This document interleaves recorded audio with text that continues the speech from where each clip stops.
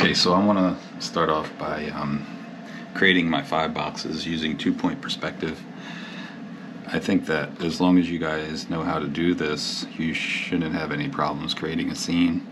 So I want you to be able to get this first before you go in and create your room or landscape, cityscape, whatever it is that you're doing. So just like before when we created our 1-point perspective, we want to draw our horizon line first to show our eye level. So perpendicular to the bottom of the page, you just want to draw a line all the way across. And when you look at examples and stuff like that on the internet, a lot of times they put their vanishing points way off the page. So what I would like for you guys to do is try to stay to the edges of the page. So put a vanishing point, and since we're 2-point perspective, you want 2 vanishing points, 1 on each side of the page. Okay. Now, I've seen a few people during the 1-point perspective try to look at examples and copy those examples without following the simple rules of your converging lines going to your vanishing points. So it's the same vocabulary as when we did 1-point perspective. Now we're going to start off doing our 5 boxes. So what you want to do is draw vertical lines. So we have 1 vertical line here. We'll do a vertical line on the horizon line. So we have 1 above, 1 on, and then we'll do 1 below. And then we want our vertical lines to be perpendicular to the side of the page there. And then what we want to do is we want to overlap 2. So we could just make these kind of close together. So we'll just do 1, and then we'll do another one that's close together because we're going to overlap these. Alright, so once you have this first step done and you have your 5 boxes set, and you have to look at these as being the corner of the box. So before we were looking at the flat side of the box, now we're looking at the corners of the box. So what we're going to do is we're just going to connect our top corner of the box to each vanishing point. So to the left and then to the right. I'm going to connect those, and I'm just going to do this one to start off. Okay. Connect the bottom to the vanishing points.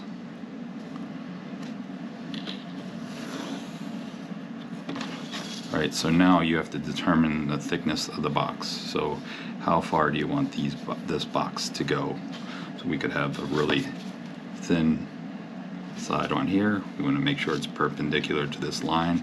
Sometimes I see that lines are on a diagonal here, but we really want these lines here, these side lines, to be vertical.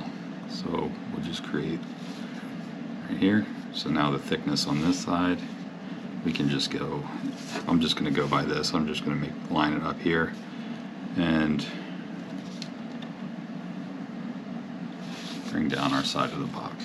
Okay, so now what you want to do to create since it's above your horizon line or your eye level, you're going to see the bottom of the box. Anything below, you should see the top of the box. So now what we do is we connect the far side of the box to the vanishing point that's opposite. So the one over here connects to this one, and this one connects to this one. So we'll just connect that one there, and then we'll bring the bottom corner here and bring it over to the next one. But I'm just going to bring it there because it's on that angle and I don't have to erase those extra lines out. So you have the box here. All you have to do is erase your converging lines, and you have your first one done. So then once you're finished creating all of these boxes, I want you to shade it the same thing as when you did the 1-point perspective. Use your shading to show me where your light source is coming from. Alright, so since this box is on the horizon line, all we have to do is connect the top and bottom to each corners. So this is on the eye level, so we're not going to see the top or the bottom of the box. We're only going to see the sides of the box. So here we connect top and bottom to each side. And then we just have to determine the thickness. So perpendicular to the corner there of the box. And then same thing with this side. So there we have our box on the horizon line. Erase the converging lines when you're done. You don't get confused. Alright, so then bottom of the box, you're going to see the top of that box. So the bottom box that's below your eye level should, let me go back this way, should see the top of the box. So we're going to just create our sides here. You could use a T-square to, well, this one you don't really need to have the T-square too much, but you could for these vertical lines that you create for the sides of the boxes. So like this vertical line, these three, you could use a T-square, but it's not as much, you don't need them as much as you would when you're using 1 point. So right now I want this to be a vertical line, so I could line it up with the edge of the table, make sure my paper's straight, or just line it up with the edge of the paper. Okay, so then we have to see the top of the box. So this side goes opposite to, so it goes to the far point. I'm just going to take it there because I don't want to sit there and erase all that lines. Alright, so then this one goes here. Then we could just, since it's lined up, we just, so there goes our bottom box. We see the top box, we see the bottom. Above your horizon line or your eye level, below your eye level. Alright, so these two boxes that are overlapping, we're just going to do the same thing. We're going to connect the top and bottoms of these. Connect this one, and I'm just going to do these lightly because I don't want to sit here and erase a lot of this stuff. So let's create this side over here.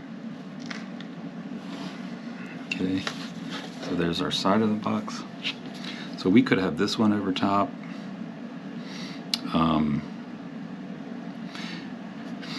So it really depends on what you want. So you could have either one on top of the other at this point. So let's do this.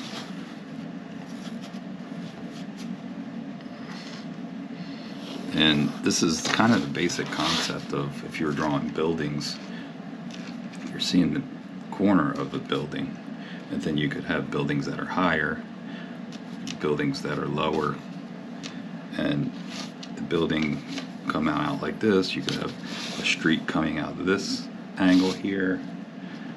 You have your sidewalks. This could be kind of like, if you look at it, it could be like the ledge of a sidewalk going to a street if it was this thick, but this could be a ledge of a building, and then you have a part of the building in the back. Alright, so then if this one's in front, we would erase this, but if we want the back one to be in front, we would erase what's over here. So we can, it's just, maybe we could see it better once I draw these converging lines.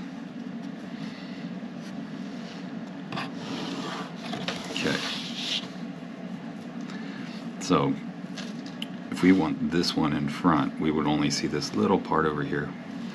If we want this one in front, we wouldn't see that. We would see this top part, but we wouldn't see. So like we could erase this here so that this back box is in the front. And it's important to probably erase all of your converging lines as you do these so you don't get confused. So I want this one in front. So I'm just going to create my side of the box over here. And I'm not going to hit that side. And then I can put the side of the box or the bottom one here. So that one's in front. Then it goes behind it a little bit. So I can create that edge here so that I can erase these. And then here I could bring one down here, and then you would see the bottom. So if I bring a line down here for the side of the box, you can kind of see how that works. And you still have to use this corner over here to go across, and then you're going to use for the bottom right there. So there's your bottom of the box. You don't need to show this one because it's hidden. It's behind this front one. So you can see here, there. So this one's on top and behind, this one's in front. All right, so once you have these, I want you to show me, like if you want to have a light source coming from this direction, I want you to show me what is lit. So this side should be lit up. And I want you to give it a value. Like even though it's lit up, you could give it a little value here. And then this should be a little darker on this side.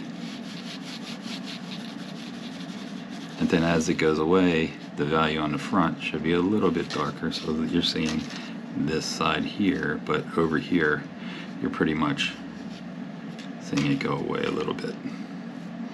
So you should be able to see, depending on, like if this was on that angle, you're going to see it on here better than you would over here because it's further away.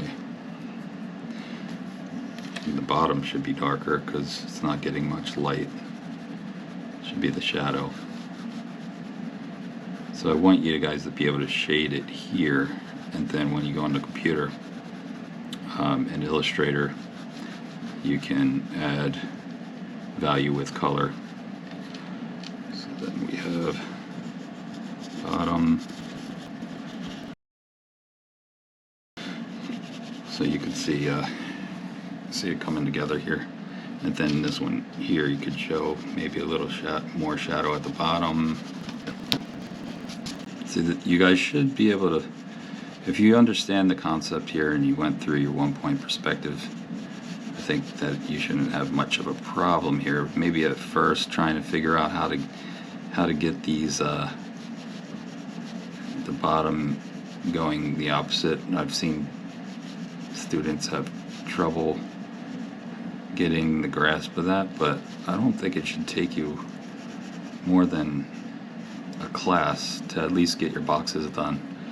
I know that some of you that did it last year, you could spend more time on creating your scene if you have it done in a day. But I really want you to come up with something that is finished first of all. I've seen a lot of those that did the 1-point perspective that they weren't finished 100%. So I think, and I know that for the most part, a lot of people were doing other things rather than working on their 1-point perspective project. But I really want you to focus on trying to do the best you can on these, because you guys can use them and you learn from them. If you are going to a school next year or this year, this upcoming year, school year,